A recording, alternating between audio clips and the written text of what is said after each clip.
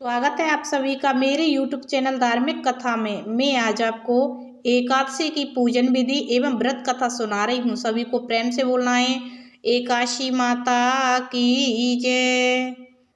भगवान विष्णु की साधना आराधना के लिए समर्पित एकादशी का सनातन परंपरा में विशेष महत्व है।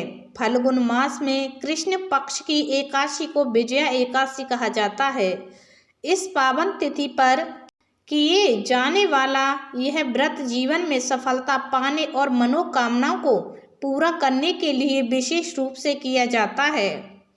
इसे समस्त पापों का हरण करने वाली तिथि भी कहा जाता है।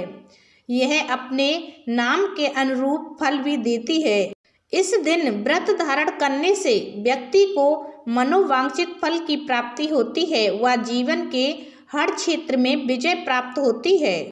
शास्त्रों के अनुसार एकादशी के दिन व्रत करने से स्वर्ण दान, भूमि दान, अन्न दान और गोदान से अधिक पुण्य मिलता है। इस दिन भगवान श्री नारायण की उपासना करनी चाहिए। विजया एकादशी व्रत की पूजा में सप्त दान रखने का विधान है।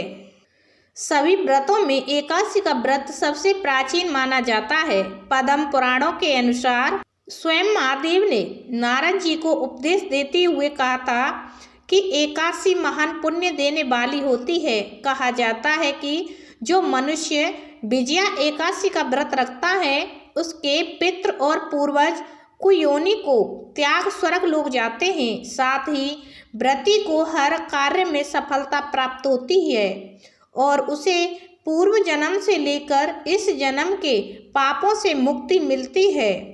विजया एकादशी की पूजा विधि।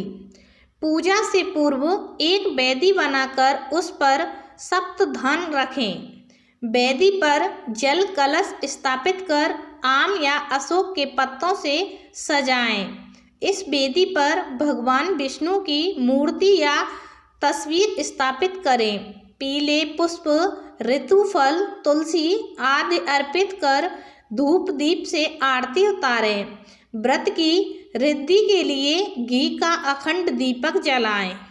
विजया एकादशी की व्रत कथा। धर्मराज युधिष्ठिर बोले, हे जनार्दन, फाल्गुन मास के कृष्ण पक्ष की एकादशी का क्या नाम है तथा उसकी विधि क्या है? कृपया करके आप मुझे बतलाइए। श्री भगवान बोले, हे राजन, फाल्गुन मास के कृष्ण पक्ष की एकादशी का नाम विजया एकादशी है। इसके व्रत के प्रभाव से मनुष्य को विजय प्राप्त होती है। यह सब व्रतों से उत्तम व्रत है। इस विजय एकादशी के महत्तम के श्रवण व पठन से समस्त पाप नाश को प्राप्त हो जाते हैं। एक समय देव ऋषि नारद ने जगत पिता ब्रह्मा जी से कहा, महाराज, आप मुझसे फाल्गुन मास के कृष्ण पक्ष के एकादशी का विधान कहिए। ब्रह्मा जी कहने लगे कि हे नारद, विजय एकादशी का व्रत पुराने तथा नए पापों को नाश करने वाला है।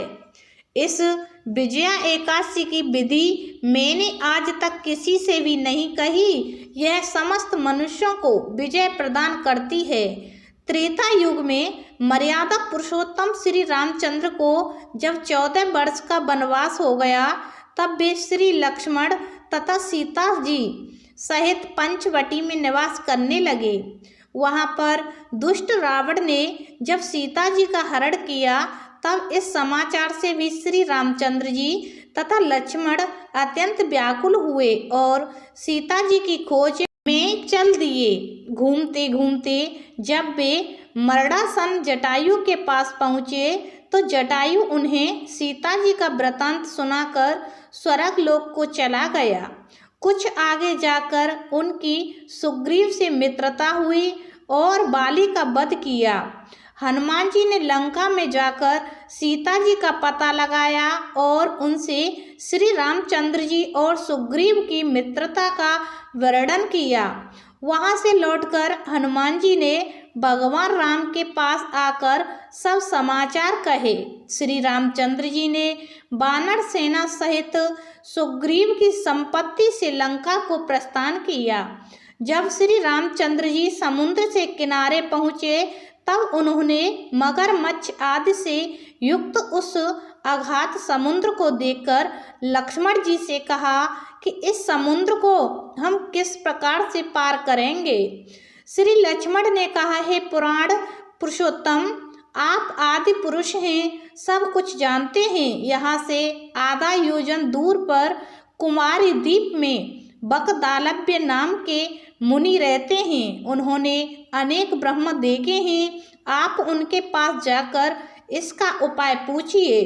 लक्ष्मण जी इस प्रकार के वचन सुनकर श्री रामचंद्र जी बकदालव्य ऋषि के आश्रम गए और उनको प्रणाम करके बैठ गए। मुनि ने भी उनको मनुष्य रूप धारण किए हुए पुराण पुरुषोत्तम समझकर उनसे पूछा कि हे राम, आपका आना कैसे हुआ।